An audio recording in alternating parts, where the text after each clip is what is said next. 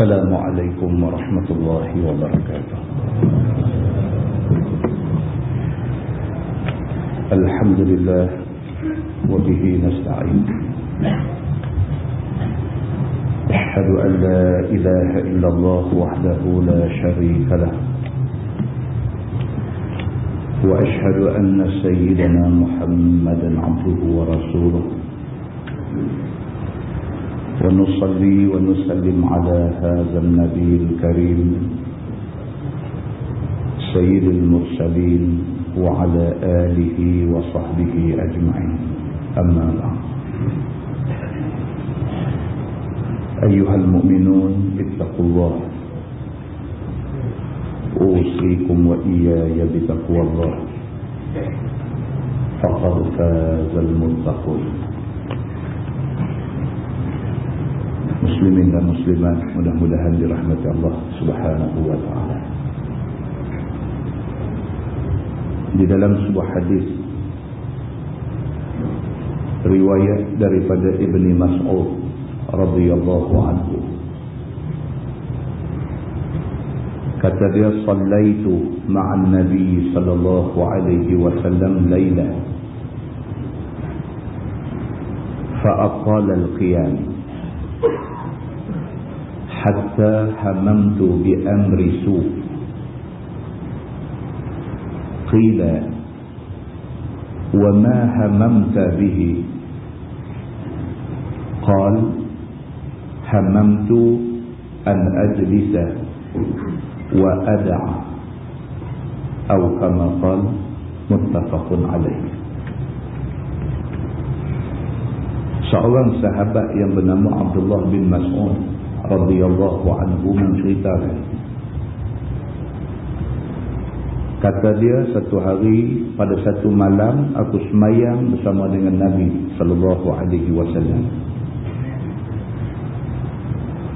Fa atala al-qiyam, Nabi memperpanjangkan berdirinya.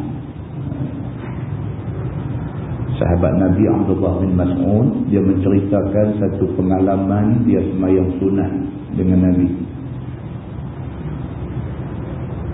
Satu malam dia kata dia semayang sunat sama dengan Nabi sallallahu alaihi wasallam. Fa aqala al-qiyam, Nabi berdiri cukup lama.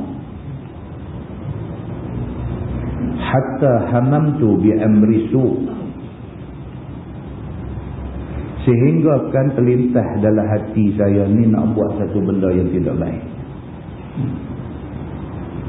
Sahabat Nabi yang diterbiah oleh Nabi, yang hidup hari-hari duduk ada sebelah Nabi, hari-hari dengar kuliah Nabi sallallahu alaihi wasallam, pun tidak tahan dengan ibadat Nabi sallallahu alaihi wasallam. Sehingga kan Ibnu Mas'ud ni kata, hatta hamamtu bi amri su', sampai aku ni berasa macam nak buat benda tak elok. Lama sangat Nabi semayang, berdirinya pun cukup lama.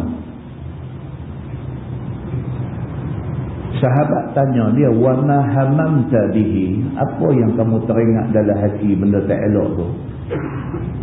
Kamu kata kamu semayang sama dengan Nabi, Nabi berdiri cukup lama, nak boleh ke rukuk ni cukup lama, sehingga kan kamu berasa macam kamu nak buat satu benda yang satu benda yang tak elok. Apa benda yang kamu teringat nak buat tak elok tu? Qala, kata Ibnu Mas'ud, hamamtu an ajlis wa ad'a, aku berasa macam nak duduk aja dan aku nak tinggalkan semayang sama dengan Nabi.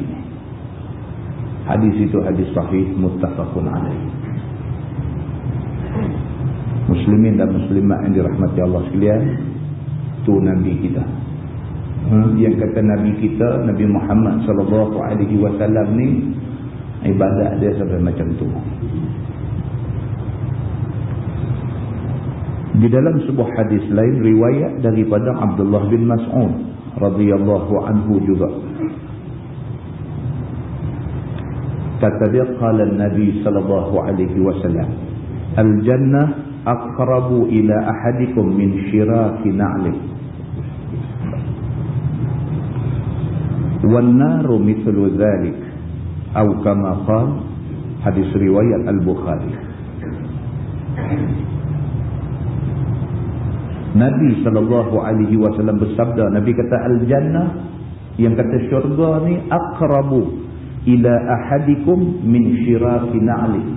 Nabi kata yang kata syurga ni dekat dengan kamu, lebih dekat daripada tali kasut kamu. Syurga ni tak jauh dengan kita semua. Syurga ni cukup dekat dengan kita ni. Bahkan dia lebih dekat kalau nak banding dengan tali kasut kita. Wan naru mithlu dzalik. Nabi kata tapi jaga-jaga neraka pun dekat macam tu juga. Muslimin dan muslimat yang dirahmati Allah sekalian, benda hak kita buat hari-hari kena gaya mendekatkan kita dengan syurga. Tapi benda hak kita duk buat hari-hari juga tak kena gaya, dia mendekatkan kita dengan neraka. Di dalam sebuah hadis riwayat daripada Aisyah radhiyallahu anha, kata Aisyah, kana Rasulullah sallallahu alaihi wasallam idza dakhala al-'ashr ahya al-lail wa ayqadha ahlihi wa jadda wa shadda al-mi'zar atau kama qala muttafaqun alaih. Aisyah radhiyallahu anha, isteri Nabi sallallahu alaihi wasallam, dia menceritakan, kata dia Nabi sallallahu alaihi wasallam apabila masuk 10 akhir daripada Ramadan. Tuan-tuan, sedap tak sedap kita puasa dekat. Malam ni kuliah kita last. Bulan depan kalau buat juga kuliah, habis kuliah sembahyang tarawih. Maknanya dekat. Bulan Ramadan sebulan cukup-cukup. Cukup-cukup. Bulan depan awal bulan Selasa malam Rabu dah buat tarawih. Bulan puasa bila mai, kita kena ingat inilah bulan pengampunan. Selain daripada puasa ni Syahrul Sabr, bulan kesabaran, puasa juga adalah bulan Al-Maghfirah, bulan keampunan. Masuk puasa nak mai ni tak tahu apa kali puasa dah kita jumpa. Dan kita pun tak tahu bulan-bulan puasa lepas-lepas adakah dia menjadi bulan Tuhan ampun dosa kita ataupun tidak. Tak tahu. Allah sahaja yang tahu. Tapi kita sebagai hamba Allah, mai bulan puasa, kita kena manfaatkan bulan puasa ni dengan banyak minta ampun kat Tuhan. Aisyah radhiyallahu anha dia menceritakan, kata dia, kana Rasulullah sallallahu alaihi wasallam idza dakhala al-'ashr ahya al-lail. Nabi sallallahu alaihi wasallam bila mai 10 hak penghujung bulan Ramadan,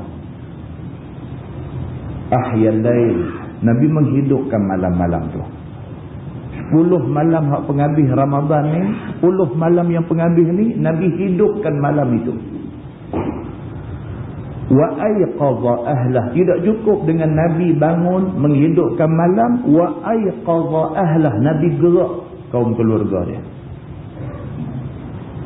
10 penghabis ni bukan Nabi SAW sahaja yang buat ibadat, tapi Nabi gerak ahli keluarga dia.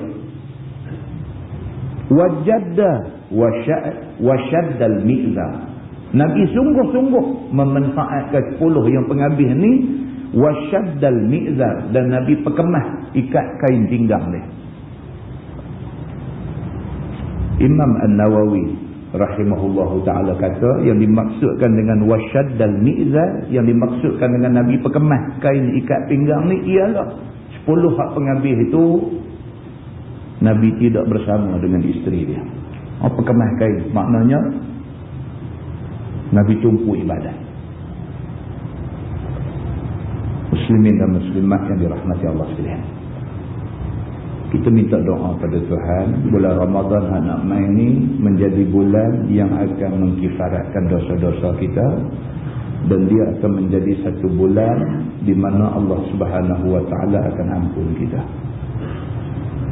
Kita banyak dosa tuan-tuan, kita kena ingat hadis riwayat daripada Abi Hurairah radhiyallahu anhu, kata dia anna Rasulullah sallallahu alaihi wasallam qala atadruna mal muflis qalu al muflisu fina man la dirham wala mata' faqala an-nabi sallallahu alaihi wasallam innal muflisa min ummati man ya'ti yawmal qiyamah bi salatin wa siyamin wa zakah wa ya'ti qad shatama hadha wa qazafa hadha wa akala mala hadha wa safaka dama hadha wa daraba hadha fayu'ta hadha min hasanatihi wa hadha min hasanatihi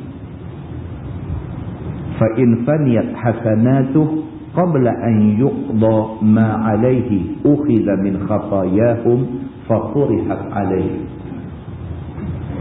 summa turiha fil nar atau kama qala rawahu Muslim. Abu Hurairah radhiyallahu anhu kata Nabi sallallahu alaihi wasallam bersabda, Nabi kata atadruna manil muflis, kamu tahu tak siapa orang yang bankrupt? Nabi tanya sahabat-sahabat dia, kamu tahu tak siapa yang muflis di kalangan manusia? Sahabat kata al-muflisu fina man la dirham lahu wala mata'. Yang kata orang yang bankrupt, muflis, ialah orang yang tak ada duit dan orang yang tak ada harta. Nabi tanya, apa tahu tak siapa yang bankrupt, yang muflis, yang tak ada apa? Sahabat kata orang muflis ialah orang yang la dirham lahu, duit tak ada, duit dirham, duit kupang pun tak ada, wala mata', harta benda tak ada, tak ada rumah, tak ada kereta, tak ada tanah, tak ada harta benda. Ini orang muflis. Nabi kata dah, Nabi kata innal muflis min ummati man ya'ti yawmal qiyamah bi salat wa siyam wa zakat. Nabi kata dah, orang yang tak ada harta bukan muflis, orang yang tak ada duit bukan muflis. Tapi orang yang muflis, orang yang bankrupt itu ialah orang yang mati bila dia menghadap Allah esok, dia bawa amal ibadat dia, dia bawa semayang dia bawa puasa dia bawa amalan zakat dia bawa banyak amal ibadat dia buat atas dunia, dia menghadap Allah Subhanahu wa ta'ala. Wa ya'ti qad shatama hadha wa qadhafa hadha wa akala mala hadha wa safaka dama hadha wa daraba hadha. Di samping dia bawa harta, di samping dia ni mati, dia bawa amal ibadat, di samping dia mati, dia bawa semayang, dia bawa amalan sedekah, dia bawa macam-macam pahala dia bawa pergi menghadap Tuhan. Di samping tu dia juga bawa qad syatama hadha, dia juga bawa amalan atas dunia dulu suka maki orang. Takut tuan-tuan, lah ni takut. Kita tengok surat abang takut. Hari-hari cerita hang kata aku kata hang. Hak kita kata tu bukan habis itu. Allah Subhanahu wa ta'ala bawa sampai hari akhirat esok, Tuhan bawa. Benda ni dibawa menghadap Allah Subhanahu wa ta'ala. Kalau hak kita kata tak betul, perjelaskan depan Tuhan.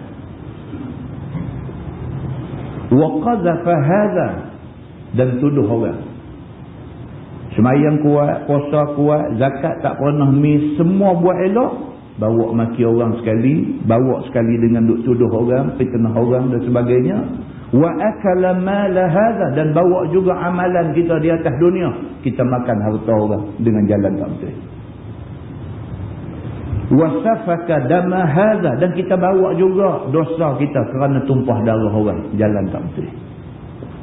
Wa daraba hadha, kita bawa di depan Tuhan dulu atas dunia, kita biasa pukul orang dengan cara tidak betul. Orang yang muflis, Nabi kata, ialah orang yang semayangnya kuat, yang puasanya kuat, yang zakatnya semua jaga elok, buat amal ibadat semua cantik. Di samping tu, dia buat benda-benda ni tadi. Bila sampai di depan Allah Subhanahu wa taala, fayu'ta hadza min hasanatihi wa hadza min hasanatihi. Allah Subhanahu wa taala akan ambil pahala hak dia duk buat tadi ni, puasa, semayang, zakat, apa semua hak dia buat tadi, pahala tu Tuhan ambil pergi bagi ke orang hak dia maki. Pahala tu ambil pergi bagi dekat orang hak dia fitnah. Pahala tu ambil pergi bagi dekat orang hak dia tuduh. Pahala tu ambil pergi bagi dekat orang hak dia ambil harta kau tu dengan jalan tak betul. Pahala dia ni ambil pergi bagi kat orang hak dia pukul dengan jalan tak betul. Pahala ni ambil pergi bagi kat orang hak dia buat zalim, hak dia buat naya dengan cara tak betul dulu. Semua Tuhan ambil pergi bagi kat kawan tu. فَإِنْ فَنِيَتْ حَسَنَاتُهُ قَبْلَ أَنْ يُقْضَى مَا عَلَيْهِ أُخِذَ مِنْ خَطَايَاهُمْ فَطُرِحَتْ عَلَيْهِ. Kalau habis pahala dia pergi bagi kat orang-orang hak dia terlibat dulu. Dia pernah maki kawan ni, pergi kat kawan tu. Dia pernah fitnah kawan ni, pergi kat kawan tu. Dia pernah tumpah darah kawan ni, pergi kat kawan tu. Habis pahala dia. Sedangkan dosa dia dengan orang tak habis lagi. Nabi SAW kata, Allah ambil dosa orang hak dia buat naik tu, mai tumpuk kat dia. Summa turiha finnar. Lepas tu kalau tak selesai juga, dia dihumban ke neraka. Hadis itu hadis sahih riwayat Imam Muslim. Tuan-tuan, kita cuba tak banyak lagi. Mayang sunat kita buat sikit, puasa sunat kita buat sikit, nak banding dengan jahat kita buat, tak tahulah sama ada boleh tampung ke tak boleh tampung, tak tahu. Ditakuti di akhirat esok kita masuk dalam golongan hak Nabi sebut sebagai al-muflis, sebagai golongan muflis. Nampak lagu ada tapi pipi sana baru sedang tak ada apa. Hadis itu hadis sahih riwayat Imam Muslim. Muslimin dan muslimat yang dirahmati Allah sekalian, kita ambil yang tiba banyak-banyak pesan Nabi SAW dalam 4 hadis yang kita baca. Kita buat baik, kita jaga diri kita, yang untungnya kita. Kita buat tak baik, kita tak jaga diri kita, yang nak boleh celakanya kita. Mudah-mudahan Allah lindungi kita daripada jadi orang muflis di hari akhirat. Hari manusia tidak boleh buat apa-apa kebajikan lagi, melainkan hak mana dia bawa, hak tu saja yang akan dinilai oleh Allah Subhanahu wa taala. Mudah-mudahan perdimuh itu memberi manfaat kepada kita semua insya-Allah. Kita menggunakan Baharul Mazi jilid 17. Baharul Mazi jilid 17 muka surat 166. Muka surat 166. Kita masuk masalah. Dia kata sombong pada jalan itu dimurkai Allah. Berjalan atas muka bumi Allah ni hal keadaan sombong, Tuhan tak suka. Dalam Quran Tuhan kata wala tamshi fil ardi maraha. Jangan sekali-kali kamu melangkah berjalan atas muka bumi ini maraha, hal keadaan kamu sombong, merah depan Tuhan, depan manusia semua. Demikianlah tersebut dalam hadis yang akan datang ini. Kata dia an Ibn Umar radhiyallahu anhuma qala sami'tu Rasulullah sallallahu alaihi wasallam yaqul man ta'azzama fi nafsihi aw ikhtala fi mishyatihi laqiya Allah tabaraka wa ta'ala wa huwa alaihi ghadban. Diriwayatkan daripada seorang sahabat Nabi sallallahu alaihi wasallam, nama dia Abdullah bin Umar bin Al-Khattab radhiyallahu anhuma. Kata dia, telah aku dengar Nabi sallallahu alaihi wasallam bersabda, siapa besar diri, yakni buat kerah ataupun buat sombong dalam jalan dia, nescaya jumpa dia akan Tuhan yang maha suci lagi maha tinggi, padahal ia atasnya marah dan murka. Siapa yang masa atas dunia ni biasa terlintas dalam hati dia, masa dia berjalan depan orang tu biasa terlintas dalam hati dia berasa merak, berasa besar, berasa sombong, berasa mulia, berasa hebat, berasa orang kena hormat dia dan sebagainya. Siapa pernah rasa begitu masa di atas dunia, mati kalau sekiranya tidak bertaubat, tidak insaf atas kesilapan dia, menghadap Allah dalam keadaan Allah murka pada dia. Telah meriwayatkan hadis ini oleh At-Tabrani di dalam kitab Al-Kabir, dan lafaz itu baginya, dan segala rawinya dibuat hujah orang dengan mereka itu di dalam As-Sahih, dan Al-Hakim dengan seumpamanya, dan katanya itu hadis sahih. Masalah orang sombong dan orang yang buat kerah itu dapat kehinaan besar di negeri akhirat dan dapat seksa di mahsyar dan masuk neraka. Ini pula dia nak cerita orang hak sombong ni. Orang hak sombong ni duk tunjuk keras kat orang tak tentu punca. Di negeri akhirat esok tak ada apa untuk dia melainkan seksa semata-mata. Belum masuk neraka lagi, di padang mahsyar itu dah kena seksa dah. Apatah lagi bila dah masuk neraka. Maka neraka bukan tempat nikmat, sebaliknya semata-mata tempat azab Tuhan nak bagi ke dia. Demikianlah beberapa hadis menunjukkan atas yang demikian itu. Satu daripadanya hadis riwayat Imam At-Tirmizi. Kata dia an Amr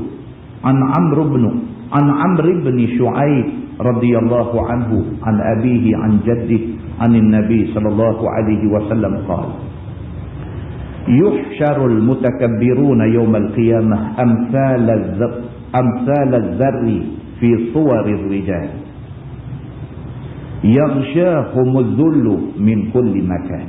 Diriwayatkan daripada seorang daripada tabi'in. Nama dia Amr bin Shu'aib. Daripada bapa dia, daripada neneknya, daripada Nabi SAW. Sabda Nabi, dikumpulkan orang-orang sombong pada hari kiamat seumpama sebesar anak semut pada rupa orang lelaki-lelaki. Orang hak di atas dunia ni, dia ni al-mutakabbirun, orang besar diri. Hari akhirat esok Tuhan buat dia jadi besar semua. Puas dah. Tuhan kira dia atas dunia puas dah jadi orang besar, jadi besar diri, jadi sombong. Akhirat esok Tuhan bagi jadi hadir. Dikelubungi akan mereka itu oleh kehinaan daripada tiap-tiap tempat, daripada segenap pihak. Sudahlah halus kecil, kena hina. Pergi mana apa orang hina? Padanlah di atas dunia dulu dia hina orang. Nampak? Atas dunia dulu besar diri, al-mutakabbirun, sombong, besar diri, tak herankan orang, berasa diri lebih segala-galanya. Pergi mana pun pandang orang ni dengan pandang hina. Hari akhirat esok, hak besar diri itu Tuhan bagi jadi kecil, besar semut. Tuhan hina dia mana tempat dia pergi. Kata dia, fayusaquna ila sijnin fi jahannam yusamma bulas. Fa'aluhum narul anyar. Fa'aluhum narul anyar yusqawna min usarati ahli an-nar tinatil khabal. Maksudnya, dan dihalau mereka itu masuk ke dalam penjara di dalam neraka Jahannam. Penjara. Dia kata fayusaquna ila sijnin. Sijnu maksudnya penjara. Itu dia terjemah neraka. Maka dihalau mereka itu masuk ke dalam penjara yang terdapat di dalam neraka Jahannam. Neraka tu teruk dah. Dalam neraka tu ada penjara pula satu. Orang-orang hak sombong di atas dunia, orang-orang hak besar diri di atas dunia, di hari akhirat esok Allah bagi dia jadi atas rupa semut, kecil, kemudian kena hina. Sudahlah kecil, sudahlah kena hina, masuk pula neraka Jahannam. Bukan saja masuk neraka Jahannam, masuk dalam penjara dalam neraka Jahannam. Bertingkat-tingkat azab Tuhan bagi ke dia. Yang dinamakan penjara itu dengan nama bulas. Penjara tu Tuhan bagi nama bulas. Mengatasi akan mereka itu dan dihapusi oleh api daripada segala api neraka itu. Api atas api. Dia ada ke mereka ni. Kena api, sudahlah kena api, atas api, atas api, atas api. Nak habaq kata panas, sakit, azab berganda-ganda. Maka dia beri minum akan mereka tu daripada perahan dan daripada pati badan ahli neraka. Mereka ni pula kena minum air perah ahli neraka. Ahli neraka tu menanah, busuk dan sebagainya. Perah ahli neraka tu keluar nanah-nanah dia. Nanah ahli neraka tu orang sombong kena minum. Iaitu daripada nanah-nanah dan daripada danuk ahli neraka. Kata At-Tirmizi, bermula ini hadis hasan lagi sahih. Tuan-tuan, nak bayang macam mana benda ni? Masalahnya ialah bila Nabi habang, benda ni betul. Ni masalah dia. Masalah dia hak kita duk baca ni hadis Nabi. Masalahnya ialah hak Nabi habang ni tentu jadi, tentu punya jadi. Masalahnya siapa hak sombong atas dunia ni, dia tentu kena benda hak Nabi sebut ni. Maka elok diri daripada ada sifat sombong. Dan satu hadis lagi menunjukkan seksa ke atas orang yang sombong itu. Itu kata dia an Abi Musa radhiyallahu anhu anin Nabi sallallahu alaihi wasallam qala inna fi jahannam wadiyan yuqalu lahu habhab haqqan 'ala Allah an yuskinahu kulla jabbarin 'anid. Diriwayatkan daripada seorang sahabat bagi Nabi sallallahu alaihi wasallam. Nama sahabat tu Abu Musa al-Ash'ari radhiyallahu anhu. Daripada Nabi SAW sabdanya, bahawasanya dalam neraka Jahannam ni ada satu tanah lembah. Dia kata, tak tahu besar mana pun. Sidina Ali biasa tanya Nabi. Sidina Ali kata, ya Rasulullah, yang kata Jahannam ni besar mana? Dah, duk ingat daripada zaman Nabi Adam dulu sampai ke kita lah, sampai tak tahu bila nak jadi kiamat, berapa banyak manusia ada. Berapa banyak manusia ada. Malaysia ni kita tengok ramai tak kira dah manusia ni. Di Malaysia ni baru ada dalam 24-25 juta je. Penduduk Malaysia seluruh penduduk Malaysia ni tak boleh lawan populasi penduduk Madras di India. Baca apa majalah pun, Madras saja di India tu, Madras saja tu penduduk dia ada 120 juta. Madras saja, bukan India. Tak usah kira di Bombay, tak usah kira di macam-macam tempat duk ada dalam India ni. Madras saja tu penduduk 120 juta. Malaysia ni baru duk ada 24-25 juta.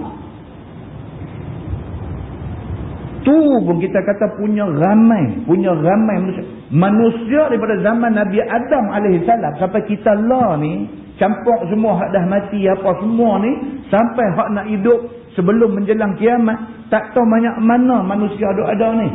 Kalau neraka buat kecil-kecil tak cedui. Tak cedui. Sidina Ali tanya Nabi, dia kata, ya Rasulullah, yang kata Jahannam ni besar mana?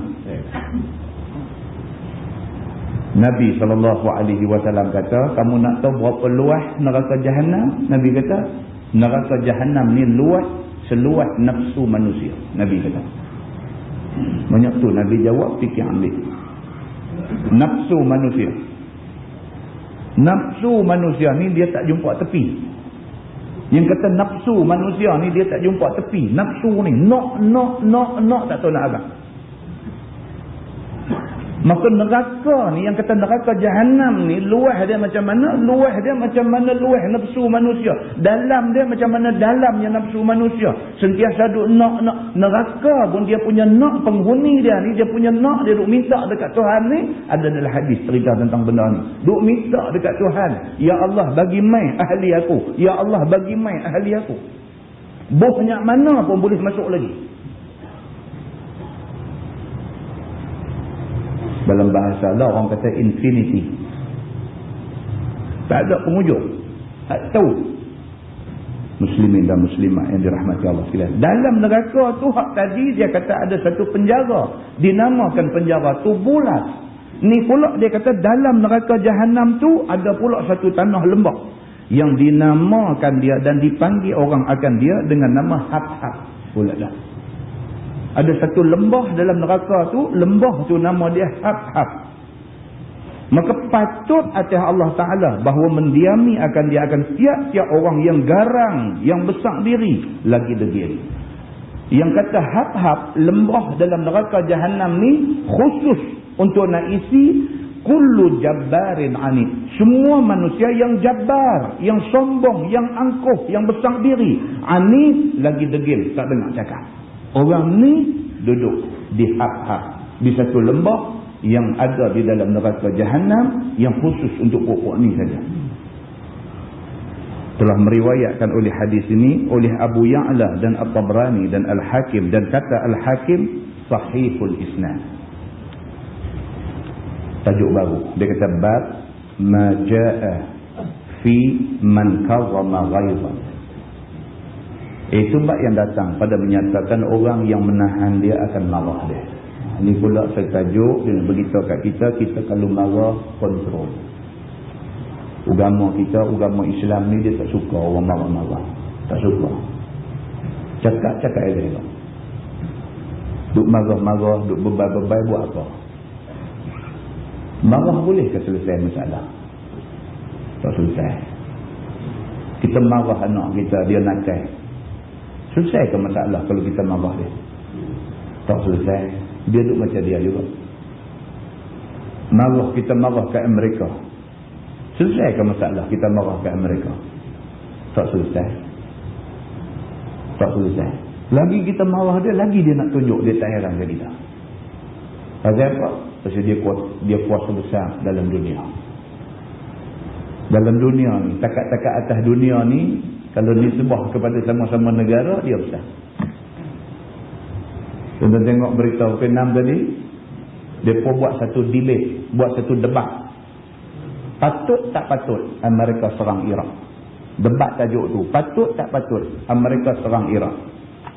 Tengok wakil daripada Amerika dengan wakil daripada Britain.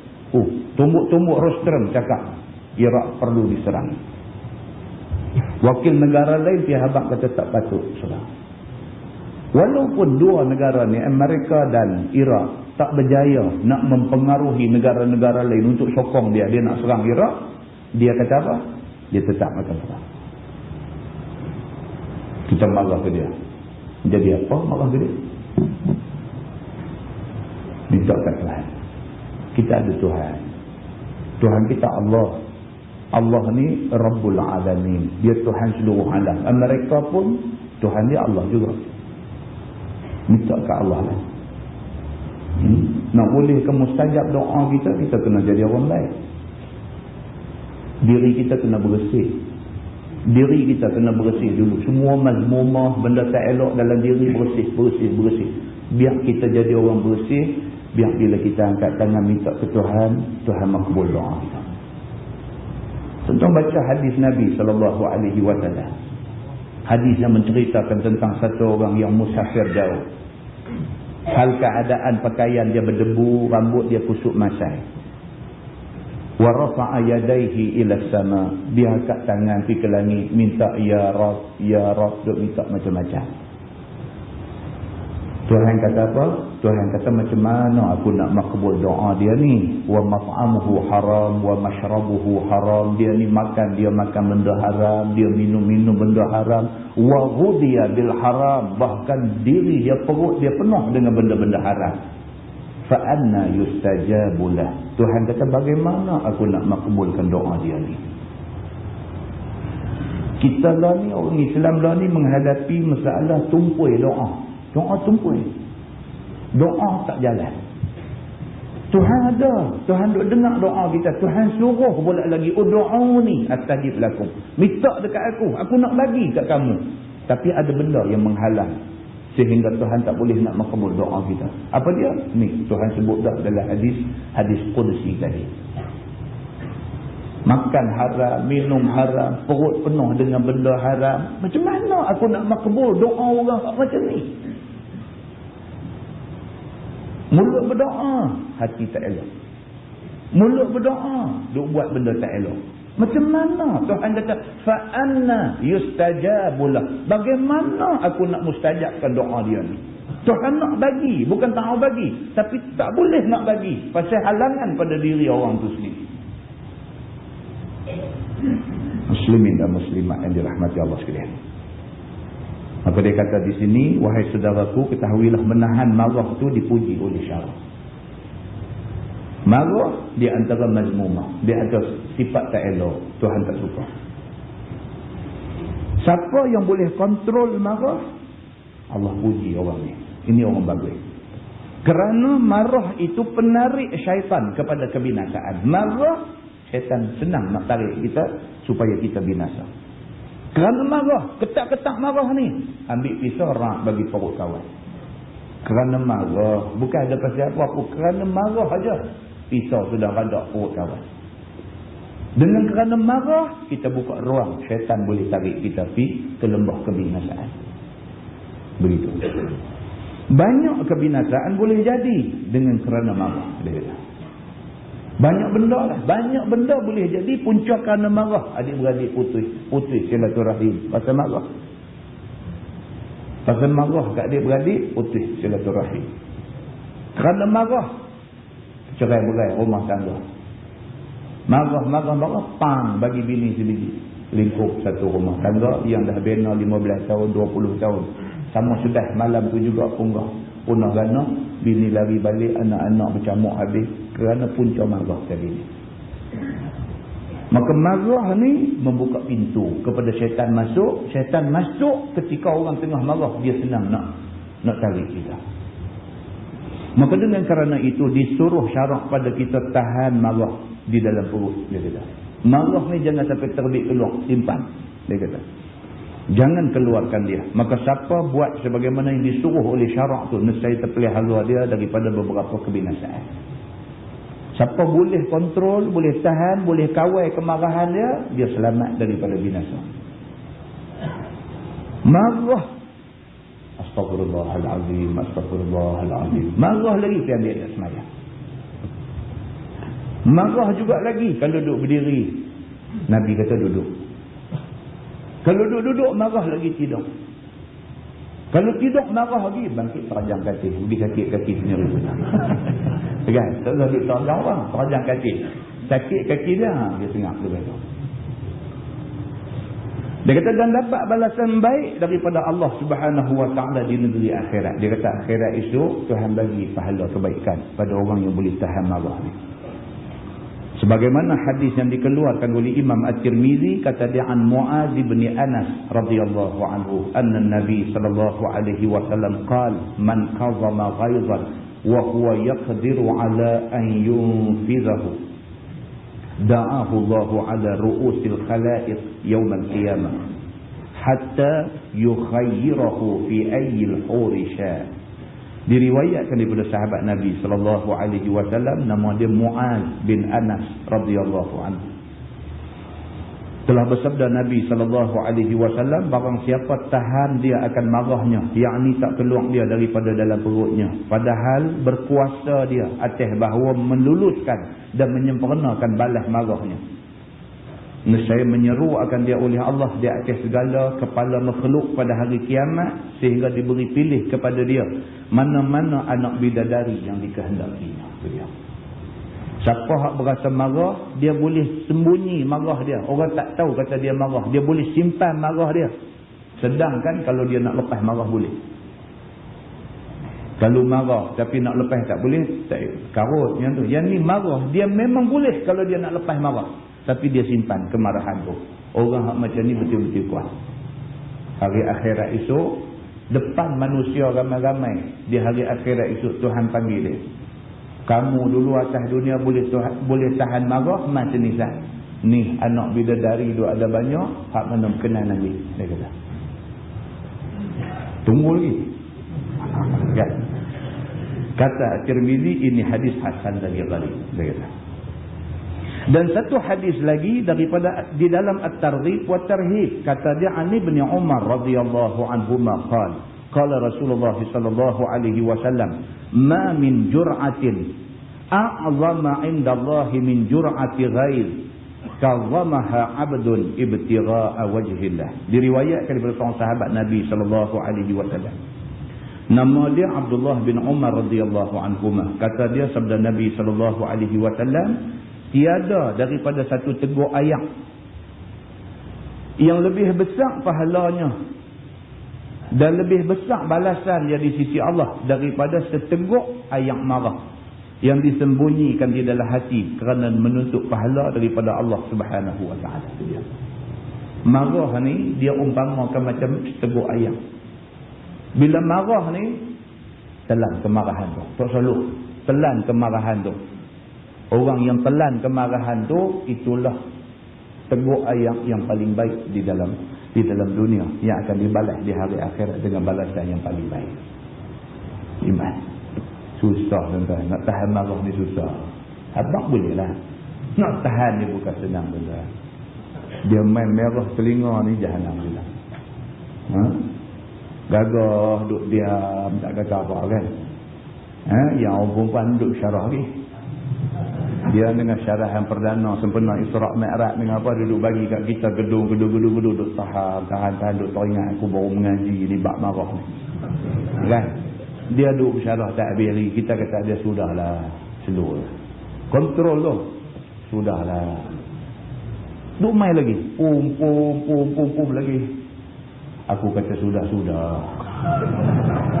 Tinggi sikit daripada tadi, tinggi sikit. Aku kata sudah. Dia duduk buh lagi. Pum. Ni tak arti Melayu ke? Slow lagi. Ni tak arti Melayu ke? Aku kata sudah. Dia duduk buh lagi. Bangkit, tendang bangku tu biji. Pum, pergi ke dinding. Baru dia sengah. Pergi duduk teriak tepi peti. Itulah bunyi pun. Aku kata dah. Lepas tu cari minyak angin, urut balik kaki tu. Tak apa lagi. Pasal apa? Pasal dia tak tenang bini dia. Tak apa lagi. Pasal apa? Pasal dia tahu bini dia jenis macam ni. Lagi tak tenang bangku, lagi tu dia tak mampu. Kan? Tu kira kontrol lah tu. Kontrol. Lepas tu tak dah kata apa. Ambil minyak angin, urut dia. Dia apa habis sebab apa semua, duk tengok kesian pula kat kau ni, dia kata kan. Main ni nak tolong urut, dia kata. Elok boleh. Kontrol. Tapi kalau dia duk syarah kat kita pun satu macam ya, lipat kain buah tepi, main sini dah. Kita bagi satu syarahan balik kat dia bersyarah balik kat kita bersyarah pula kat jalan. Maka tak selesai masalah. Dan dia macam tu. Dia kata meriwayatkan hadis ini oleh Ibnu Majah. Tentu percaya tak ada orang dalam dunia ni yang berumah tangga tak bergaduh langsung. Tak ada manusia dalam dunia ni yang berumah tangga yang tak bergaduh langsung. Berumah tangga ada, cuma teruk dengan tak teruk aja. Selisih faham ni adalah biasa. Nabi SAW berlaku selisih faham dengan isteri dia, tapi selisih faham Nabi dengan isteri dia cukup cantik. Tak ada masalah apa. Cuma setakat muka nampak macam kecil hati macam tu aja. Tak lebih daripada itu. Masalah. Dia kata belah kesian itu sifat yang terpuji pada syarak. Tetapi tidaklah belah kesian pada semua perkara. Sama ada baik ataupun jahat. Bahkan belah kesian pada orang jahat itu ditegur oleh syarak. Kita ni, orang Islam ni disuruh supaya ada dalam diri kita ni belah kesian. Sifat rahmah. Sifat rahmah ada belah kesian dekat orang. Kena ada dalam diri kita. Tapi kesian ni bukan dekat semua orang. Dia kata. Kita hanya boleh kesian dekat orang-orang baik. Orang jahat, dia kata ditegur kita kesian. Begitu. Seperti belah kesian akan orang yang bunuh orang. Jangan dibunuh akan dia. Tak boleh. Dia bunuh orang. Dia patut dikenakan hukum qisas. Bunuh orang, sabit, ada saksi, ada bukti, ada semua cukup. Mahkamah jatuhkan hukum. Dia ni bunuh orang. Maka dia mesti dikenakan hukum qisas. Bunuh balas. Hidup kesian kat dia pula. Kesian kat dia, tahkah itu dia tak sengaja. Tak boleh. Oleh kerana dia buat satu jenayah, maka dia wajib dihukum atas jenayah yang dia buat. Begitu. Dan belah kesian kepada orang yang mencuri. Jangan dipotong tangan. Tak boleh. Tak boleh kesian kata potong tangan dia nanya. Ni cari makan macam mana? Dan setidak-tidaknya dia nak makan macam mana? Hidup fikir pula pun dia nak makan macam mana? Kan? Kesian kata. Cari makan tentu dah susah. Tangan tak ada. Nak makan pun susah. Kerana tangan tak ada. Dengan kerana tu tak salah dia potong tangan orang. Kata begitu. Tak boleh. Dia kata kesian dalam bab-bab yang diperintahkan oleh Allah tak boleh. Dia kata tak boleh kesian. Dia kata dan belah kesian kepada orang tua yang berzina. Jangan direjam dan sebagainya. Kesian umur pun dah 75, 80 dah. Kesian lah kat dia pun tak larat dah. Tak larat. Ni kes yang dibicarakan. Ni kes zina. Yang hampir buat kerja tu larat. Mai tak nak kena hukum kejam jadi duk fikir dia tak larat. Tak larat mai kok mana? Tak boleh, dia kata macam tu. Dan bermula belah kesian pada yang disuruh itu ialah seperti belah kesian kepada orang yang dhaif, belah kesian kepada dua ibu bapa, belah kesian pada hamba sahaya dan kepada saudara mara dan kepada orang Islam yang baik-baik. Ni hak disuruh. Dekat mak pak kena kesian. Dekat mak pak tengok kesian. Kita nak boleh jadi lagu kita lah kan. Dia dah susah payah dulu. Tentu pernah dengar hadis cerita tentang seorang sahabat yang masa mak dia hidup, ayah dia hidup, dia jenis tak sedar sendiri. Maka dia tak buat baik pada mak bapak dia. Tak buat baik langsung. Sehinggalah mak dia mati. Tinggal pak saja. Barulah dapat hidayah Allah Subhanahu Wa Taala. Baru dapat petunjuk. Bila dia pergi duduk dalam majlis Nabi, Nabi duduk bercakap. Ayah dulu. Kita pernah dengar hadis cerita tentang seorang sahabat yang masa mak dia hidup, ayah dia hidup, dia jenis tak sedar sendiri. Maka dia tak buat baik pada mak bapak dia. Tak buat baik langsung. Sehinggalah mak dia mati. Tinggal pak saja. Barulah dapat hidayah Allah Subhanahu Wa Taala. Baru dapat petunjuk. Bila dia pergi duduk dalam majlis Nabi, Nabi duk bercakap tentang birrul walidain, tentang buat baik kepada dua ibu bapa. Dia pergi duduk, dia duduk dengar sikit jadi banyak dalam diri dia rasa insaf. Berasa menyesal sungguh masa mak ada dulu dia tak dan nak buat baik. Mak dah tak ada dah. Duk balik menyesal tak kesudah di rumah tak tahu nak buat macam mana. Fikir tak sudah, teringat pak dia ada lagi. Kebetulan pula Allah takdirkan pak ni sakit, lumpuh, nak berjalan tak boleh. Dia dukung pak dia sehari 5 kali pergi masjid semayang waktu. 10 tahun dia khidmat ke pak dia, dukung pak daripada rumah buat pergi masjid untuk semayang waktu. 10 tahun sehari 5 kali dukung pak dia. Selepas 10 tahun pak dia meninggal. Dia pergi jumpa Nabi SAW. Dia kata, ya Rasulullah, dia cerita kisah dia masa mak ada, ayah ada, dia tak teringat nak buat baik apa lagu-lagu ni. Sampailah mak dia mati, barulah dia dapat hidayah, dapat petunjuk. Dia kebaikan yang mak ayah aku buat ke aku. Dengan hak aku buat dekat pak aku tu, aku bayar balik tak kebaikan mak bapak aku ke aku. Nabi kata, sikit pun tak terbalas. Nabi kata, sikit pun tak terbalas. Jangan kata dah bayar balik, sikit pun tak balas. Nabi kata. Terkejut sahabat ni. Nabi SAW kata apa? Nabi kata ibu bapa dia bela anak, dia nak anak dia panjang umur. Tapi anak bila bela mak pak, dia nak mak pak dia jalan cepat. Mak pak jaga anak. Alah, kita ada anak tuan-tuan, kita retilah. Anak sakit ni kita sakit sama. Tak tidur malam, berjaga dia apa semua, tambah mak ni pula sampai anak ni sakit teruk, sampai semayang hajat minta ke Tuhan. Yang kata mak ni semayang hajat minta ke Tuhan, minta supaya sakit anak tu bagi ke dia, sihat dia bagi ke anak. Tu yang kata mak apa. Anak ni bila esok mak dia tua, duk berak buh kain apa semua, Dia jaga. Mak dia bukan dia tak jaga, dia jaga. Tapi mulut ni dia punya duk kata kat mak dia, lain kali habang lah kalau ni awak duk buat lagu ni, tai orang tua ni busuk. Tak banyak sikit dalam hati terselit. Payahlah jaga orang tua ni. Apa maksud payah jaga orang tua? Maksud dia apa? Nak suruh jalan cepatlah. Aku tak nak jaga lah dia. Gaduh adik-beradik ni tak usah cerita lah. Bergaduh adik-beradik ni tak usah cerita lah. Pergi rumah abang-abang tak larat jaga, pergi rumah kak-kak tak larat jaga, main rumah adik-adik tak larat jaga. Duk tolak mak pak ni macam bola ni tak usah cerita lah. Bila mak ni sakit teruk sikit, adik ni bawa mak ni pergi masuk private hospital, masuk PPU. Masuk situ kena bayar mahal pula. Hak kak hak abang ni pekat marah adik. Siapa suruh hang bawa pergi hospital bayar duit ni? Kalau hang ada duit tak apalah hang bawa pergi situ. Kalau hang pun nak minta duit kat kami, tak usah bawa pergi situ. Dia bertengkar adik-beradik ni dengar kat mak tu.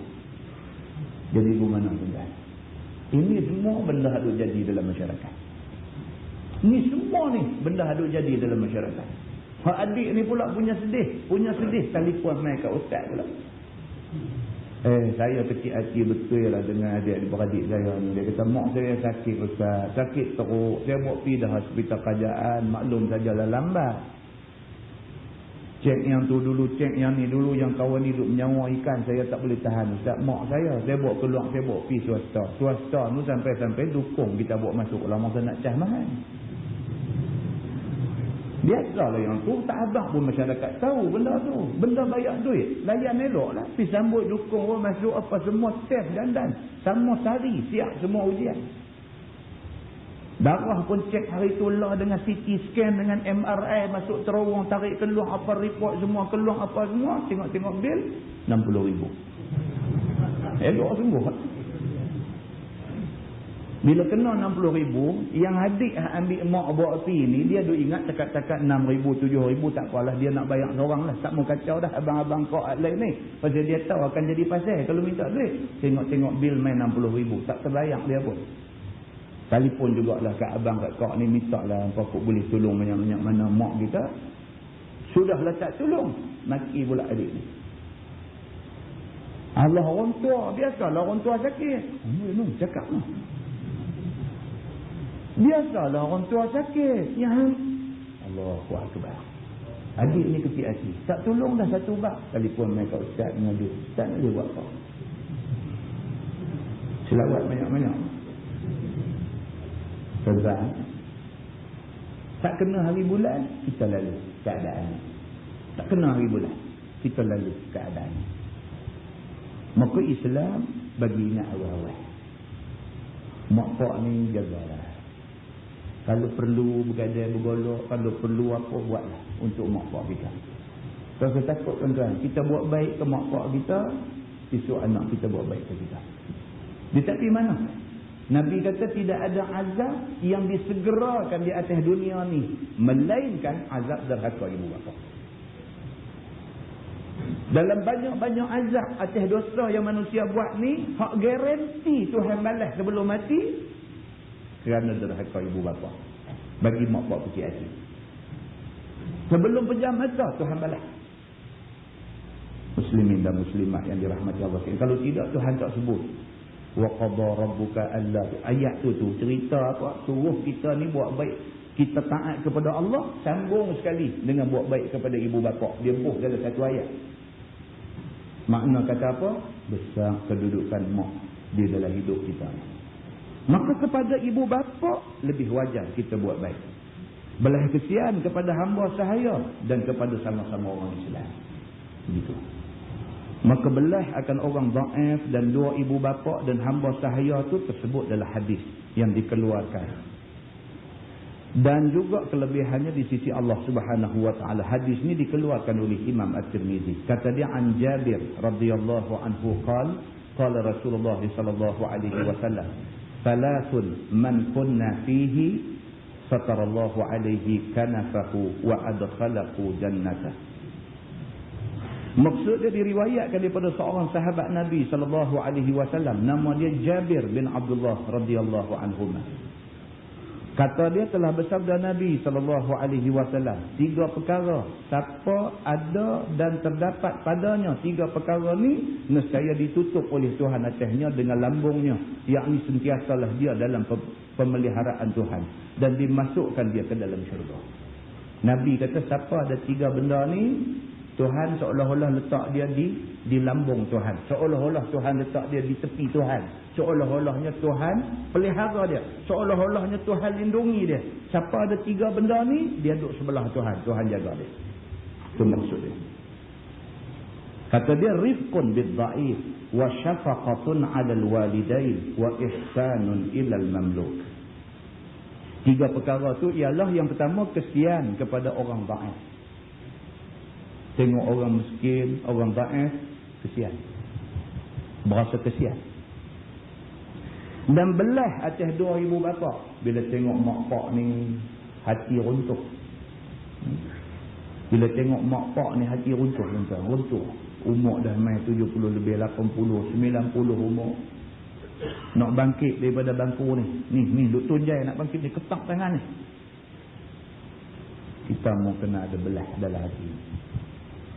Ingat satu hari kita panjang umur macam tu. Macam mana dia depan kita tu, macam tu kita hidup depan anak-anak kita. Ni nak bangkit ni, ketak tangan ni, duk nak tunjai bangkit ni, ketak. Boleh berdiri melayah lebah. Kena ada dalam hati ni sebagai anak, bila tengok macam tu kena ada belah. Tengok pak duk nak tunjai tu, peluk dia, angkat dia berdiri. Tunjuk kita belah dekat mak pak ni. Hari ni tuan-tuan tak ada lah. Bukanlah tak ada. Hak banyaknya kat macam tu. Hak banyaknya kat macam tu. Tendang mak pak pada. Baru ni di pulau tu, Pulau Pinang, di pulau ni. Anak ni, dia terajang mak dia. Jatuh berguling. Pak main nak pertahan mak lah. Bila tengok anak terajang mak ni, punca minta duit, mak tak lagi, terajang mak dia. Jatuh terguling. Pak main nak jadi galang ganti, dia sedekah pak dia dengan kayu dari belakang. Pak bangkit pergi buat report polis. Allah, tuan-tuan uduh lah. Pak pergi buat report polis, report tentang jahat anak sendiri. Polis mai cari tak ada lah, dia tuang lah, lari pergi ke mana, cara saksi hilang dia. Patah balik mai balik dah lepas berapa hari ke polis pun tak ada dia patah balik mai, dia terajang balik sekali. Marah kata-kata. Bila jadi macam ni, mak pak ni sekali lah nak merawit habis lah, cerita habis lah. Ni saya punya silap juga ustaz, saya pun mengakulah ni semua saya punya pasal lah. Saya tak didik dia cara agama, saya lah silap benda ni. Saya ni pun dulu dengan apa ni agama ni tak berapa nak ni, saya pun akhir-akhir ni lah baru duduk ni ke agama. Susah tuan-tuan, bila mai cerita macam ni susah. Muslimin dan muslimat yang dirahmati Allah sekalian, anak-anak kita reti agama ni besar rahmat. Tak mesti mengaji sekolah agama. Anak kita reti agama besar rahmat. Ajak dia terus semayang daripada awal, dia reti kata Allah tu Tuhan Maha Besar. Bila dia tahu kata Tuhan ni, Allah ni Tuhan Maha Besar, apa Tuhan kata dia akan turut. Pasal apa? Pasal Tuhan besar dalam hidup dia. Tuhan kata apa dia turut. Kalau Tuhan kata dia kena buat baik kat mak pak, dia buat baik kat mak pak. Pasal apa? Pasal Tuhan suruh dia buat. Tuhan besar dalam hidup dia. Tapi bila kita tak letak Tuhan dalam hati anak kita, dia tak peduli apa. Dia tak peduli apa. Kita kena tanam dalam hati anak kita tu Tuhan yang paling besar dalam hati dia. Tuhan paling besar. Lepas tu bila dia dah terima kata Tuhan paling besar, kita habaq apa pun kita kata Tuhan suruh. Dia akan taat. Pasal apa? Pasal hak suruh ni Tuhan yang paling besar.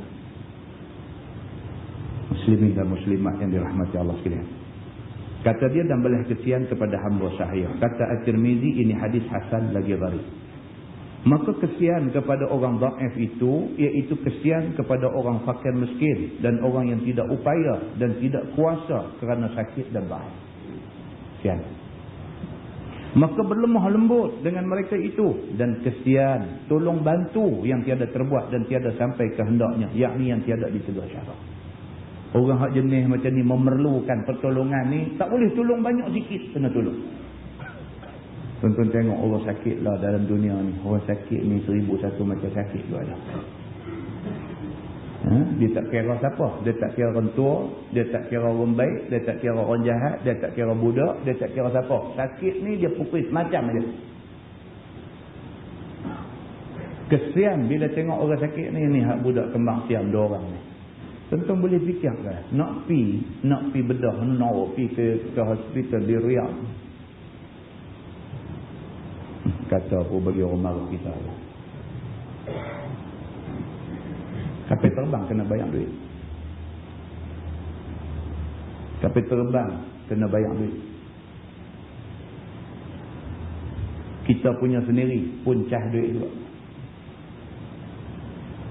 Orang tolong operate di sana tu. Kita ni nak terbang pergi daripada sini pergi sana cah duit juga bangku tu. Tak sampai hati kita dengar. Bagi free tak ada rugi apa. Bagi free tempat duduk untuk budak kembang ni nak pergi operate ni tak ada rugi apa.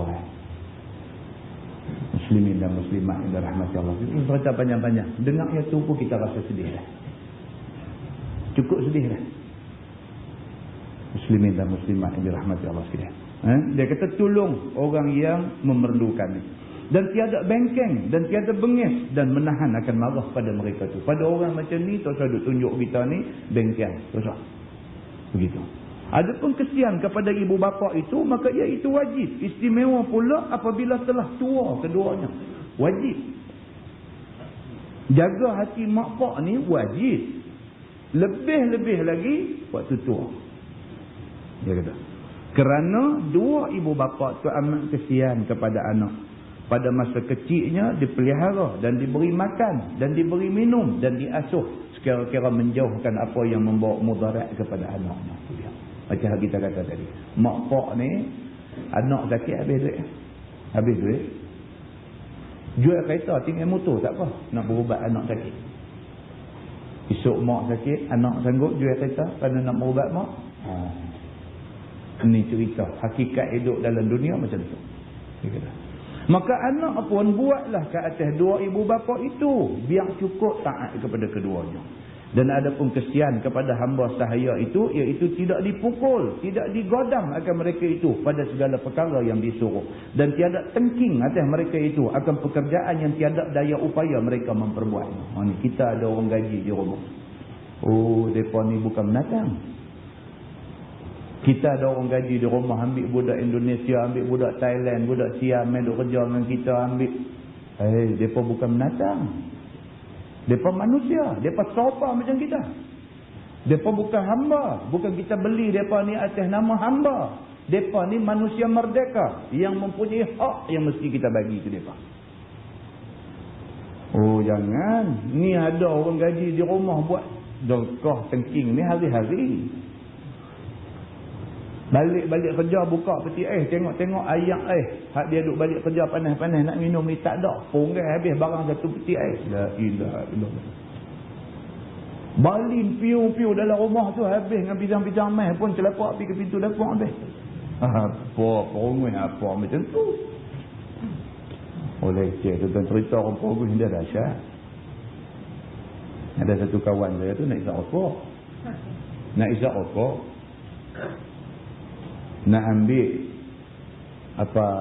lighter, peti api dalam poket tu, seluk tak masuk, koyak rak kata poket tu. La ilaha illallah. Bini dia kata buatlah yang jadi macam tu. Nak ambil peti api, dia ke mana poket tu, dia lagu mana tu duk jolok tak masuk, dia koyak paket tu, dia koyak rak kata. Puas hati nak cucuk rokok. Nak buat kerja makruh aja. Rumahlah. Ni yang agama tak mahu macam ni. Agama tak mahu macam ni. Dia kata dan cukupkan makan minum sebagai mencukupkan makan minum diri sendiri juga dan pakaian dan tempat tidur. Dengan orang gaji dengan apa ni, lagu mana kita buat kat kita, lagu tu kita kena jaga dia. Kita makan apa, dia makan apa, kita minum apa, dia minum apa, kita pakai apa, dia pakai apa. Kena jaga macam tu. Dan tidaklah dibuat ke atas mereka itu sebagai menatang jua. Ditidurkan di atas tempat yang hina dan tempat yang kotor. Tak boleh. Bagi orang gaji tidur tepi tonggah dapurnya. Teruk sangat. Pakai bagi Toto Narita tu je. Hampak tepi tonggah juga tu. Kalau bocor gas tu, arwah biar Allah tu seorang. Dia bagi tangguh je. Makan minum ni selepas kita makan. Kita apa semua makan selera selesai, hak sisa-sisa tu abang dia makan. Jangan. Tak nak ikut kita tahu. Kita buat tu betul ke tak betul. Ya. Kadang orang perempuan lah masalah benda ni, orang perempuan lah. Orang lelaki ni tak apa sikit. Orang lelaki ni dia mulut ruyuh apa lalu tu. Dia nak makan panggil sekali, orang gaji main makan sekali. Orang perempuan ni cubit kita kan. Dia kata, ayah ni anduk gatai. Gatai apa pula kata. La ilaha illallah. Kita nak buat baik. Kita duk main mengaji. Kita tahu orang-orang macam ni kita kena buat baik. Kita tak boleh duk hina dia. Dia pergi duk baca kot lain. Ada juga macam ni jadi. Kawan saya immigration cerita. Kawan saya immigration dia cerita. Dia kata ni cerita orang ambil orang gaji ni. Dia kata ya Allah Ustaz. Ni mai di bahagian pekerja asing ni. Cerita macam ni duk mai. Sampai depan pegawai immigration duk tengkang lagi. Duk cerita ni. Nak tukang orang gaji ni, nak potong nama ni, nak ambil orang lain apa semua, kena pergi report dekat immigration dulu. Ni hak budak lama ni nak potong, nak ambil budak baru. Pegawai immigration tanya, pasal apa ni baru kerja berapa hari ni nak tukang pasal apa? Timbul cerita ni. Cerita cubit paha. Apa? Laki dengan kepiah putih depan masjid dengan apa pun dia tak percaya juga. Dia kata apa? Aku kepiah putih lagi aku tak percaya. Dia kata. Macam tu pula. Jauh betul Ada tak boleh kita pergi duduk layan macam tu, tak boleh. Dan diberi makan dan pakai yang buruk-buruk dan yang cemar-cemar. Pergi cari kain baju hak nak buang tu, pergi bagi orang gaji pakai. Nak tunjuk tu kata dia ni orang gaji. Awak macam tu. Pergi cari tu hak pecah-pecah dah apa jek tampung-tampung hang pakai ni. Nak tunjuk derajat dia dengan derajat orang gaji ni tak sama. Tak boleh macam tu. Agama tak nak macam tu. Maka semua perbuatan yang demikian itu tidak kesian namanya. Dari itu nak maknanya kita tak ada boleh kesian kepada orang. Kemudian kita buka terus muka surat bawah tu, fi saati karamillah tu, kita tak baca dia panjang, kita buka terus, tuan-tuan buka muka surat 175. Hak ni ringkas aja kita baca sikit. Dia kata bab ma jaa annallaha qad ghafara lil kifli. Bab yang datang pada menyatakan hadis bahawasanya Allah Taala sesungguhnya mengampun bagi orang yang bernama al-kiflu. Ini satu hadis cerita bagaimana satu orang manusia yang banyak buat dosa, Tuhan ampun dosa dia. Sesungguhnya Allah Subhanahu Wa Taala sangat mengampun akan dosa hamba. Ini Tuhan kita ni. Tuhan kita ni dia tak macam manusia. Manusia kadang-kadang dendam sampai mati. Tapi Tuhan kita, Allah Subhanahu Wa Taala ni, dia nak manusia minta ampun kat dia, dia nak bagi pengampunan. Ini yang kata Tuhan kita ni. Dia nak manusia minta ampun kat dia. Buat salah, minta ampun. Buat salah, minta ampun. Lepas minta ampun, tersilap, buat lagi. Minta ampun lagi. Mailah. Kalau kamu mai menghadap aku, Tuhan kata. Kalau kamu mai menghadap aku, membawa kesalahan penuh satu muka bumi. Aku datangkan kepada kamu keampunan sepenuh bumi. Tuhan kata. Ni yang kata Tuhan kita. Maka terkadang dengan sedikit taubat telah diampunkan berapa banyak dosa. Yang kata Allah ni, Allah Subhanahu Wa Taala ni, kadang-kadang dengan satu taubat yang kita buat, tapi taubat tu taubat nasuha. Satu taubat Tuhan dia cancel habis dosa yang banyak. Pasal apa? Pasal Tuhan tahu dia ni taubat dengan taubat nasuha. Dia tak buat dah lepas ni. Allah ampun semua dosa dia. Seperti barang yang berlaku pada satu orang daripada Bani Israel pada zaman dulu. Yang cerita dia zahir dalam hadis yang dikeluarkan oleh Imam At-Tirmizi. Kata dia An Ibn Umar radhiyallahu anhuma qala sami'tu an-nabiy sallallahu alaihi wasallam yuhaddithu hadithan law lam asma'hu illa marrah aw marratain hatta 'adda 7 marrat walakinni sami'tuhu aktsara min zalik. Diriwayatkan daripada seorang sahabat Nabi sallallahu alaihi wasallam, nama dia Abdullah bin Umar radhiyallahu anhuma. Kata dia, aku dengar Nabi sallallahu alaihi wasallam cerita kepada aku satu cerita. Anak Sini Umar, Abdullah bin Umar bin Al-Khattab, anak Sini Umar. Dia kata Nabi pernah cerita dekat aku satu cerita, dia kata. Jikalau tiada aku dengar akan dia melainkan sekali atau dua kali ataupun hingga dibilangkan 7 kali, tentu tiada aku ceritakan kepada kamu. Tetapi aku dengar akan Nabi cerita lebih daripada 7 kali. Anak Sayyidina Umar, dia kata Nabi ada cerita dekat aku dengan sahabat-sahabat lain. Nabi cerita satu cerita. Cerita tu Nabi bukan cerita sekali. Bukan Nabi cerita 2 kali. Bukan Nabi cerita 7 kali. Kalau takat Nabi cerita sekali, 2 kali, 7 kali, aku tak abang ke abah, dia kata. Tapi Nabi cerita benda yang sama dekat kami lebih daripada 7 kali, dia kata. Makna dia apa?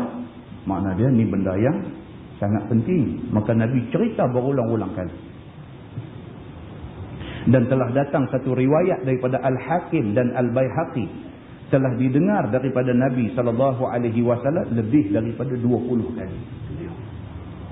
Nabi cerita benda yang sama ni lebih daripada 20 kali. Takkan Nabi tak ada modal ke? Tak. Kita kalau duduk dengar ceramah, dengar ustaz ni, Allah, duduk keluar cerita ni lagi. Tapi kita tahu dah, bila dia ceramah, kita ustaz lagi dia nanti cerita hantu-hanti dengar. Duduk kenal dulu. Kita kata dia ni tak ada modal, ni duk ulang buah tu. Mungkinlah satu tak ada modal sungguh. Yang kedua, mungkin benda tu penting. Maka kerana tu dia ulang banyak kali. Nabi SAW kalau dia nak cerita dekat sahabat benda baru, tiap-tiap hari, tiap-tiap sejam, Nabi boleh cerita benda baru. Tak habis cerita Nabi. Tapi Nabi SAW cerita tentang kisah budak Bani Israel yang bernama Al-Kiflu ni. Nabi cerita lebih daripada 20 kali. Nabi cerita. Apa cerita dia? Sami'tu Rasulullah SAW yaqul, kana Al-Kiflu min Bani Israel la yatawarra'u min dhanbin 'amilah. Kata dia bersabda Nabi SAW, adalah seorang laki-laki bernama Al-Kiflu. Dia ni daripada kaum Bani Israel.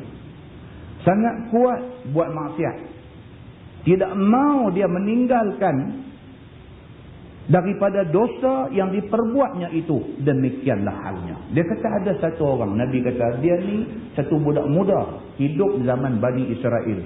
La yatawarra'u min dhanbin 'amilah. Dia ni, Allah, dosa ni membujuk lalu melentang patah. Apa benda yang dia tak buat? Jangan tanya dia apa dosa dia buat. Dia tak nak cerita. Tanya dia apa yang dia tak buat. Semua minum arak, berzina, bunuh orang, mencuri, semua benda hak dosa buat belakang.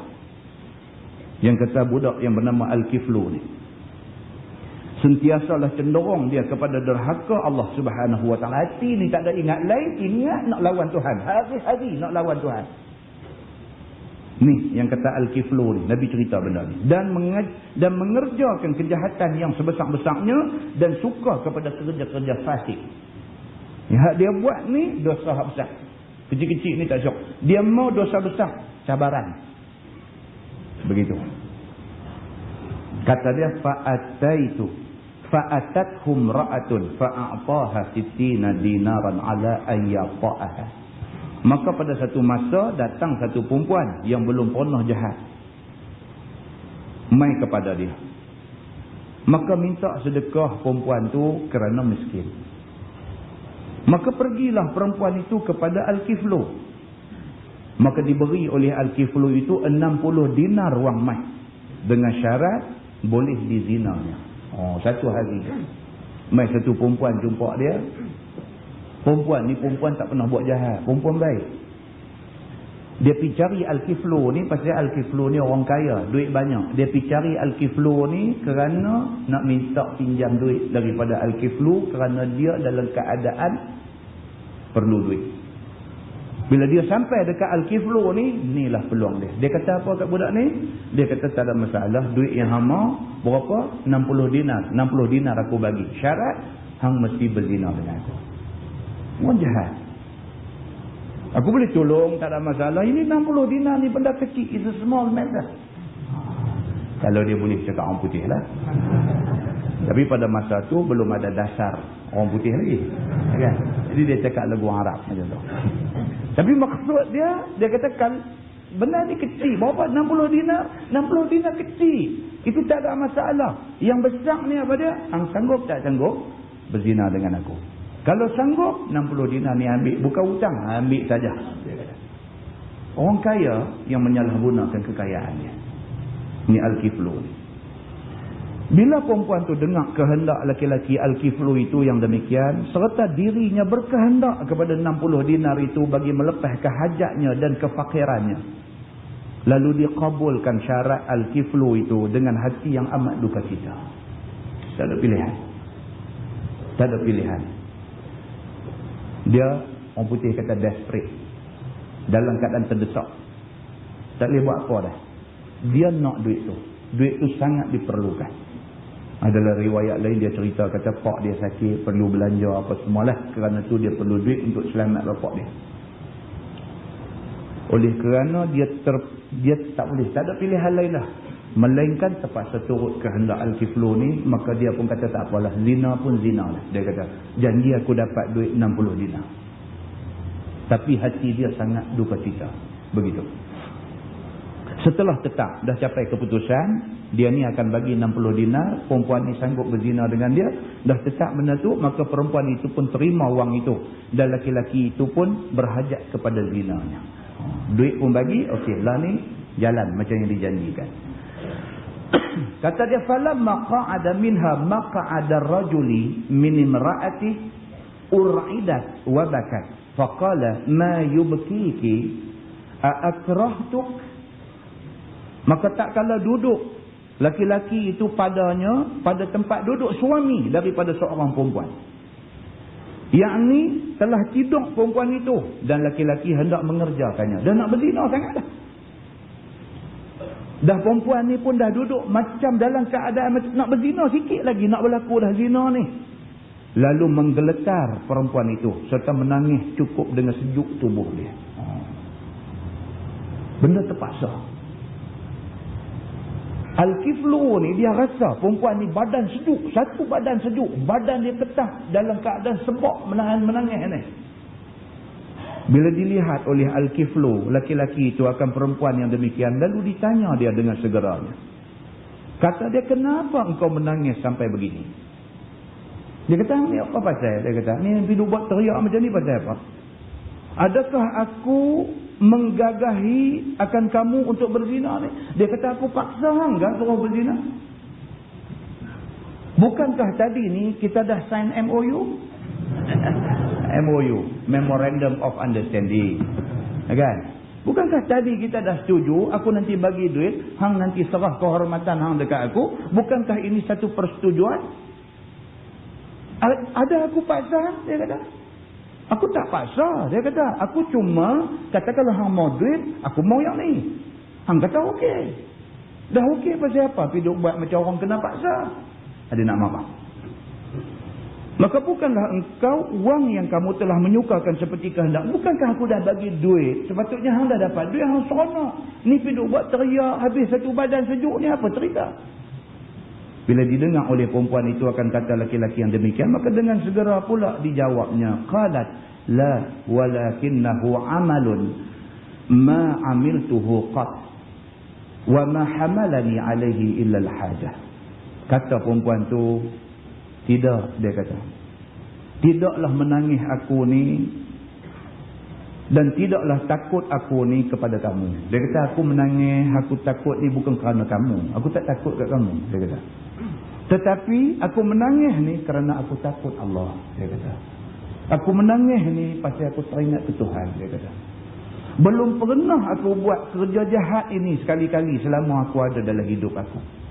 Maka tidak menjadikan dan tidak menolakkan aku atas pekerjaan busuk ini, melainkan kerana kepapaan dan miskin aku yang menjadikan aku telah melampau-lampau sehingga mengerjakan perkara yang boleh menghapuskan kehormatan aku.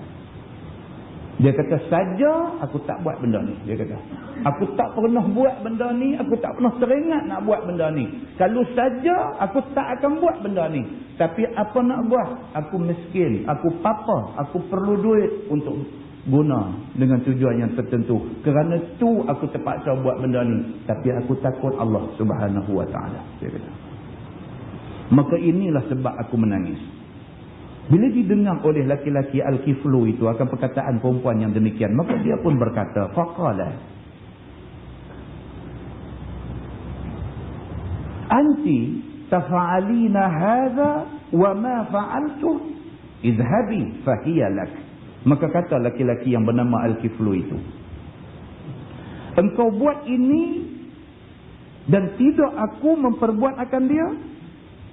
Yakni engkau itu satu perempuan yang mempunyai sikit iman, lebih daripada laki-laki takut Allah. Maka adakah aku tidak takut akan maksiat? Bahkan aku yang lebih utama takut daripada kamu. Dia kata, hang satu perempuan miskin, orang perempuan yang miskin pun boleh takut dekat Tuhan, patutnya aku, orang laki-laki kaya, aku lebih patut takut dekat Tuhan. Hang pula lebih takut dekat Tuhan daripada aku. Dia kata, pergilah kamu berjalan jauh daripada aku. Oleh kerana hang ni nampak lebih baik pada aku pada hari ini. Hang takut kat Tuhan, sedangkan patutnya aku lebih takut dekat Tuhan.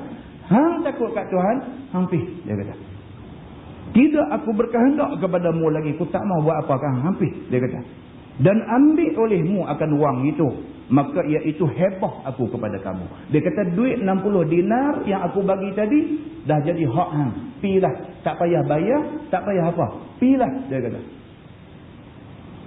Kata dia, waqala la wallahi la a'sillaha ba'daha abada famata min lailati fa asbaha maktuban ala babi innallaha qad ghafara lil kifli. Dan pada satu riwayat yang lain berkata laki-laki itu, tiada aku mau berzina dengan kamu dan dengan siapa-siapa lagi. Dia kata, demi Allah, tidak aku mau buat maksiat akan Allah kemudian daripada ni selama-lamanya. Benda tu, satu benda tu menyebabkan dia terus bertaubat, tak mau buat dah. Padahal awal-awal hadis tadi dia kata apa? Al-Kiflu ni la yatawarra'u min dhanbin amila. Dia ni satu orang yang tak ada dosa yang dia tak buat. Tiba-tiba satu benda mengubah seluruh hidup dia. Betul percaya tak? Dalam dunia ni ramai orang yang Tuhan bagi hidayah dekat dia macam ni punya cara. Satu benda ubah dia. Kita cerita tentang Cat Stevens dulu, Yusuf Islam. Satu benda ya. Dah lama dah jadi penyanyi pop, terkenal, duit banyak, millionaire, kaya raya. Apa dia mau semua dia dapat. Sebenarnya duit juta-juta. Pendek kata kalau dia berhenti menyanyi, duk perhabis duit tu pun tak habis. Tiba-tiba satu peristiwa ubah dia. Peristiwa abang dia majlis hari jadi dia bagi satu Quran dekat dia. Kemudian dia ajak abang dia minum-minum seronok. Abang dia tak mau. Abang dia kata tak apa, aku tak boleh buat benda-benda yang macam ni. Aku orang Islam, aku tak buat benda-benda macam ni. Abang dia Islam. Cuma ni hadiah aku bagi dekat kamu. Kamu ada masa lapang, kamu buka, kamu tengok apa yang aku bagi.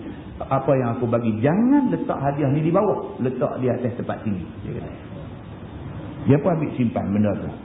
Turun lagi, cok lagi. Seronok.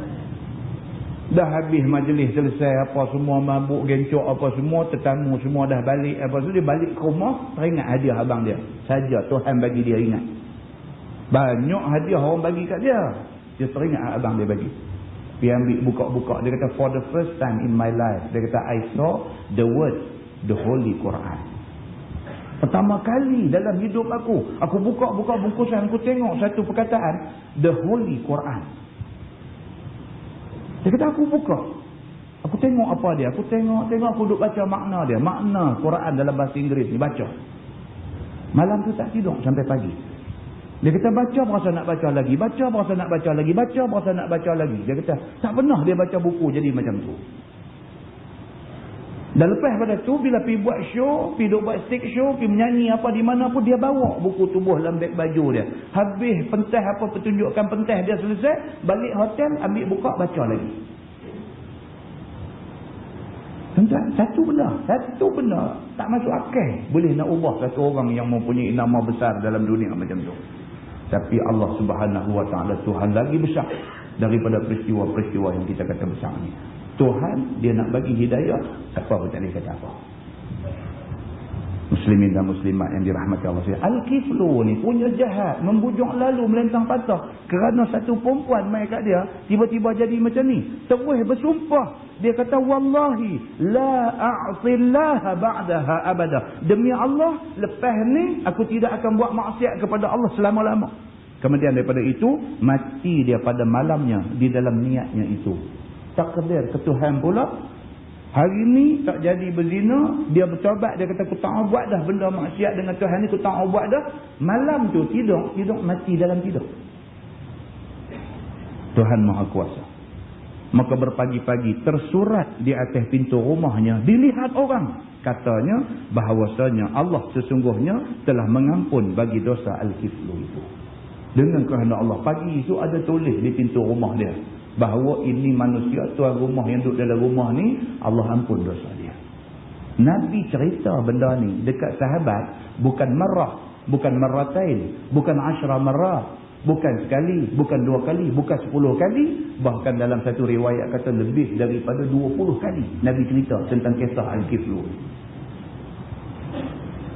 Kata At-Tirmizi, bermula ini hadis hasan. Bermula azam ataupun niat Al-Kiflu itu menempati taubat yang diterima oleh Allah. Dia kata wallahi, demi Allah aku tidak akan buat maksiat kepada Allah selama-lama. Tuhan terima itu sebagai taubat. Menempati, kata-kata dia tu menempati tempat taubat, maka syukur Tuhan baginya dan dimaafkan serta dihapuskan segala dosa dia dengan keampunan Tuhan. Tuhan ampunkan dosa dia sebab Tuhan tahu isi hati dia sungguh ke tak sungguh, Tuhan tahu. Maka dengan hadis ni dapat hasil bahawasanya Allah Ta'ala mengampun segala dosa orang yang minta ampun. Tuhan boleh ampun jikalau seberapa banyak dosa itu sekalipun. Wallahu'alam. Tuan-tuan, bulan puasa nak main dekat dah. Saya pesan diri saya pesan dekat tuan-tuan semua, kita tingkatkan lagi lah ibadat bulan puasa. Macam yang selalu saya kata, setidak-tidaknya sekali Quran kena khatam. Tiap-tiap tahun kita diulang sebut benda ni. Sekurang-kurangnya sekali Quran khatam. Khatam dengan melihat makna dia sekali. Baca Quran, tengok makna sekali. Sebelum habis 30 Ramadan, sekali khatam. Sekurang-kurangnya. Malam, jangan miss sembahyang tarawih. Jangan miss sembahyang tarawih. Tengah malam bagi sikit tahajud 2 rakaat. Sembahyang hajat 2 rakaat. Minta Allah selamat orang Islam seluruh dunia. Kita buat benda ni sebulan, ikhlas kerana Allah. Allah tolong kita insya-Allah. Kita sendiri dia bagi terang hati, dia bagi kita beriman, mati dalam keadaan beriman dengan Allah. Dan Allah bantu orang Islam, saudara-saudara kita seluruh dunia yang duk kena macam-macam cerita lah ni. Dan mudah-mudahan tuan-tuan Allah bersama dengan kita dalam niat kita nak buat kebaikan padanya. Wallahu'alam. Saya ambil kesempatan untuk minta maaf banyak-banyak sempena menjelang bulan Ramadan Al-Mubarak ini, kalau sekiranya ada salah silap kepada tuan-tuan selama saya berkuliah di negeri ini. Wallahu'alam. Kita tangguhkan dengan tasbih kafarah dan suratul Nas. Subhanallah. وصل على محمد في الأولين والآخرين وسلم ورضي الله تبارك وتعالى عن سادتنا أصحاب سيدنا رسول الله أجمعين. بسم الله الرحمن الرحيم. الحمد لله رب العالمين حمدا يوافي نعمه ويكافئ مزيده. يا ربنا لك الحمد كما ينبغي لجلال وجهك الكريم وعظيم سلطانك. رضينا بالله ربا وبالإسلام دينا وبمحمد نبيا ورسولا. اللهم افتح علينا فتوح العارفين وارزقنا فهم النبيين بجاه خاتم المرسلين. اللهم فقهنا في الدين وعلمنا التأويل واهدنا صراطك المستقيم. اللهم أرنا الحق حقا وارزقنا اتباعه وأرنا الباطل باطلا وارزقنا اجتنابه. اللهم اجعل جمعنا جمعا مرحوما وتفرقنا من بعده تفرقا معصوما. وصلى الله على محمد وعلى آله وصحبه وسلم والحمد لله رب العالمين. Wassalamualaikum.